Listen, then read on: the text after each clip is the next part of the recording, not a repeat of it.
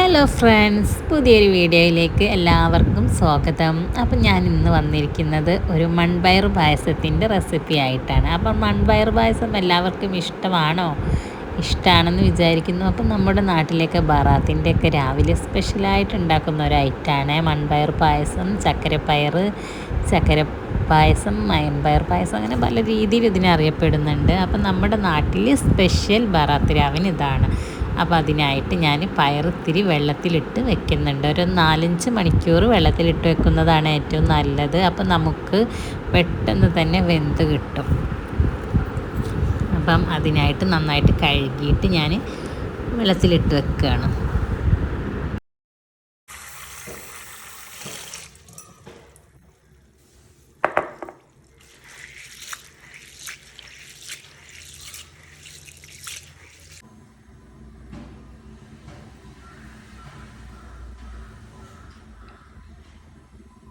പയർ നന്നായിട്ട് പുതിർന്നതിന് ശേഷം ഞാനൊരു കുക്കറിലേക്ക് ഇട്ട് കൊടുക്കുകയാണ്. അപ്പോൾ കുക്കറിലിട്ട് വേവിക്കുന്നതാണ് ഏറ്റവും നല്ലത്. വളരെ പെട്ടെന്ന് തന്നെ വെന്ത് കിട്ടും. നമ്മൾ സാധാ വേറെ ഏതെങ്കിലും ഒരു പാത്രത്തിൽ വെച്ചിട്ടാണെങ്കിൽ ഇത്തിരി നേരം വേവിക്കേണ്ടി വരും. അപ്പോൾ കുക്കറിലാണെങ്കിൽ ഒരു 5 വിസിലടിച്ചാൽ സംഭവം റെഡിയാവും.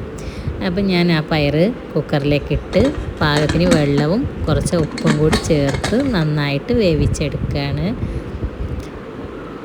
അപ്പം 5 വിസിലാണ് അടിക്കേണ്ടത്.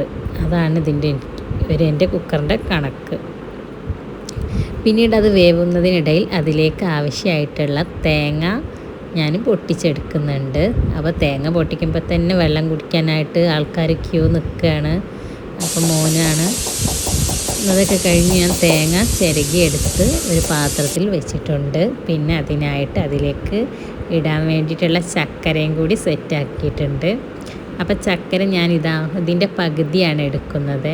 അപ്പം ഇതിൻ്റെ പകുതി ഞാൻ ചെറിയ ചെറിയ കഷ്ണങ്ങളാക്കിയിട്ട് ഇത്തിരി വെള്ളം വെച്ച് ഒന്ന് ഉരുക്കിയെടുക്കുകയാണ്. അപ്പോൾ ഉരുക്കിയിട്ട് അതിൻ്റെ പാനിയാണ് നമ്മുടെ ചക്കര പായസത്തിലേക്ക്, പയർ പായസത്തിലേക്ക് ഒഴിക്കേണ്ടത്. അപ്പോൾ നന്നായി ഉരുക്കിയതിന് ശേഷം അതിൻ്റെ കച്ചറകളൊക്കെ കളയാൻ വേണ്ടിയിട്ടാണ് നമ്മൾ അരിപ്പ വെച്ച് അരിച്ചെടുക്കുന്നത്. അതിതാ പയർ നന്നായിട്ട് വെന്തിട്ട് വന്നിട്ടുണ്ട്. ഞാനൊരു 5 വിസിലടിച്ചപ്പോഴേക്കും ഓഫ് ചെയ്ത് കുക്കർ. അങ്ങനെ ശർക്കരപ്പാനി അതിലേക്ക് ഒഴിച്ചു കൊടുക്കുകയാണ്. അപ്പോൾ ഒഴിച്ചു കൊടുത്തതിന് ശേഷം ഒന്ന് മിക്സ് ആക്കിയതിന് ശേഷം അച്ചരുകി വെച്ച തേങ്ങ അതിലേക്ക് ഇട്ട് കൊടുക്കുക. എന്നിട്ട് നന്നായിട്ടൊന്ന് മിക്സ് ചെയ്തെടുക്കുക. മധുരത്തിന് വേണ്ടിയിട്ട് നമുക്ക് എത്ര വേണമെങ്കിലും ചക്കര ഇടാം കേട്ടോ. ഇതിനുള്ള പാകം ഈ അളവാണ്. അപ്പോൾ ഞാൻ തേങ്ങയും കൂടി അതിലേക്ക് ഇട്ട് കൊടുത്തിട്ട് മിക്സ് ചെയ്തെടുക്കുകയാണ്. എന്നിട്ട് ഇത്തിരി വെള്ളം കൂടി ഒഴിച്ചു കൊടുക്കുന്നുണ്ട്. ഇത്തിരി വെള്ളം കൂടി ഒഴിച്ചു കൊടുത്തിട്ട് ഇളക്കി കൊടുക്കുകയാണ്. അപ്പം നമുക്ക് നല്ലൊരു രീതിയിൽ പായസം കിട്ടാനായിട്ട് വെള്ളം കൂടി ഒഴിച്ചു കൊടുക്കുന്നുണ്ട്. ഞാൻ വെള്ളം കൂടി ഒഴിച്ചു കൊടുത്തിട്ട് നന്നായിട്ട് കലക്കിയിട്ട് ഞാൻ അതിലേക്ക് 2 സ്പൂൺ മൈദപ്പൊടി കലക്കി ഒഴിച്ച് കൊടുക്കുന്നുണ്ട്. മൈദപ്പൊടി നമ്മൾ ഒഴിച്ചു കൊടുക്കുന്നത് ഒരു കുറുക്കത്തിന് വേണ്ടിയിട്ടാണ്. അപ്പോൾ ഇതൊന്ന് തിളച്ച് വന്നതിന് ശേഷമാണ് ഞാൻ മൈദപ്പൊടി കലക്കി ഒഴിച്ച് കൊടുക്കുന്നത്. അപ്പം മൈദപ്പൊടി ഇട്ടാൽ നല്ലൊരു കുറുക്കത്തി കിട്ടും. നല്ലൊരു ആ വെള്ളം പോലുള്ള ആ ഒരു ടൈപ്പിൽ നിന്ന് മാറി ഒരു കുറുങ്ങിയ രീതി കിട്ടും. അപ്പോൾ അതിനായിട്ട് ഞാനിതാ മൈദപ്പൊടി 2 സ്പൂൺ എടുത്ത് കലക്കിയിട്ട് അതിലേക്ക് ഒഴിച്ച് കൊടുക്കുകയാണ്. എന്നിട്ട് വീണ്ടും നന്നായിട്ടൊന്ന് തിളപ്പിച്ചെടുക്കുക. അപ്പോൾ തിളപ്പിച്ച് നല്ല രീതിയിൽ തന്നെ അത് വന്നിട്ടുണ്ട്. അപ്പം നല്ല അടിപൊളി പയർ പായസം ഇവിടെ റെഡി ആയിട്ടുണ്ട്. ഇതിന് നമ്മളെ നാട്ടിൽ പയറ്റ് കഞ്ഞി എന്നൊക്കെ പറയും.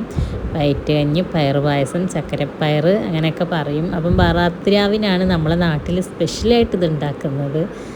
അപ്പം എല്ലാവർക്കും എൻ്റെ വീഡിയോ ഇഷ്ടപ്പെടുകയാണെങ്കിൽ ഒന്ന് ലൈക്ക് ചെയ്യുക, ഷെയർ ചെയ്യുക, സബ്സ്ക്രൈബ് ചെയ്ത് സപ്പോർട്ട് ചെയ്യുക. നിങ്ങളുടെ നാട്ടിലൊക്കെ ബറാത്തിനായിട്ട് സ്പെഷ്യൽ ഇങ്ങനെ ഉണ്ടാക്കാറുണ്ടോ? അതോ വേറെ എന്തെങ്കിലുമൊക്കെ റെസിപ്പിയാണോ? ഒന്ന് കമൻറ്റ് ചെയ്യണേ. Okay, by.